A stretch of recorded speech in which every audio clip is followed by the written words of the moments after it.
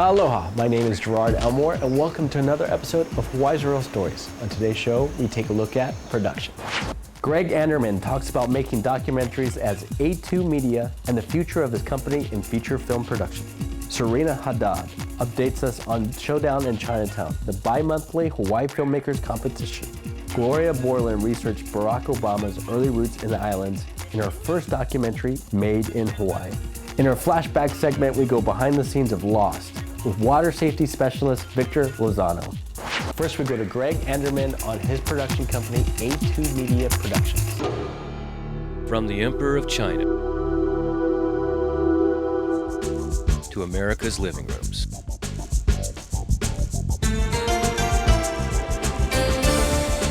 From the shores of Waikiki to a third world village.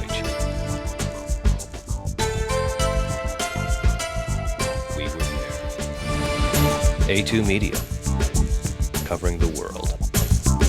I got my start in production, particularly television production, and even working with some motion picture equipment. Went to work for an advertising agency, and we started doing documentaries and behind-the-scenes videos. I was working at KITV as a director, and I went on to KGNB, also working as a director for a while. And in the mid-90s, that took me to China, and my whole focus became China for a number of years. And the result, of course, was Finding Sandalwood Mountain, eventually Shanghai Exodus that we produced about the same time.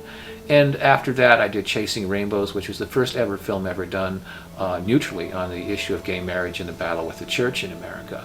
Finding Sandalwood Mountain profiles the history of Hawaii's Chinese, who they were, why they came here, what they accomplished. It's the first film of its kind to really tell the story of the Chinese in Hawaii.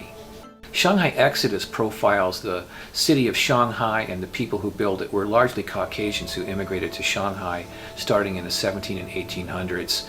And finally, today, the city of Shanghai still reflects their early influence. Since then, I've really started to move on to doing feature films because I've realized it's very hard to make anything happen in the film world if you don't have a financial basis for it and you don't have a proper means and plan for distribution. You can make a wonderful film, but unless you've got the budget to afford marquee value name-known actors, you're not going to attract the money that comes to it, you're not going to get the distribution and the promotion you need to be successful. And I think many of us filmmakers are very talented here in Hawaii, but we don't know how to go out and do the business side of it. So the last 3 or 4 years, that's what I've been concentrating on, is doing the business side of filmmaking. So today I've got a package of 7 different films, 2 which are fully developed and have actors attached, directors attached. I'm directing the first one. The first one is called Kilroy Lives. It's probably the most compelling teen drama to be produced to date. The first film about Gen Y teens for Gen Y teens. It's a bunch of kids, different ethnic backgrounds that are facing a lot of problems of the world, and they voice all these problems, and the laundry is washed. We've got some wonderful actors. We've got Billy Zane, we've got Judd Nelson, we've got Danny Trejo as the adult leads in the film, whereas the kid leads are a group of 6 actors in their mid-20s that all have extensive experience in motion pictures and television globally. We're going to be shooting in BC, Canada, because they offer a tremendous production incentive. You get 33% tax rebate back. It's a very healthy thing, and that's something we can monetize very easily with our investors. What I've learned is a well-planned, well-made, well-executed feature film done in the range of about $5 to $10 million with marquee value talent can return an incredible ROI to investors. And this is probably the most healthy investment anybody can make in any kind of scenario in any business or market. The model I'm using is something that we didn't really invent. It's something we adapted from what the large studios do. We've just synthesized it to a more practical, cost-effective method.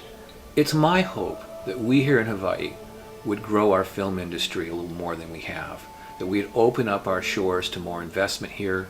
We would allow large studios to establish a foothold in Hawaii. We've had people that have come out here before and have asked for economic incentives, have asked for a lot of bends in the laws, and thus far, as I understand it, our local legislators and local government officials have done very little to try and help these people because they're more concerned about us losing tax dollars. We need to have more private enterprise in Hawaii in this area. We need to have more internship programs that don't teach young people to want to just be producers and directors and writers, but teach them the actual craft of filmmaking and get them in the union where they can have steady day jobs. I believe that there's a great need here in Hawaii, and I believe that through Omega Film Ventures and A2 Media, my companies, we're going to try to do our best to start to change that. Don't go away. We'll be right back.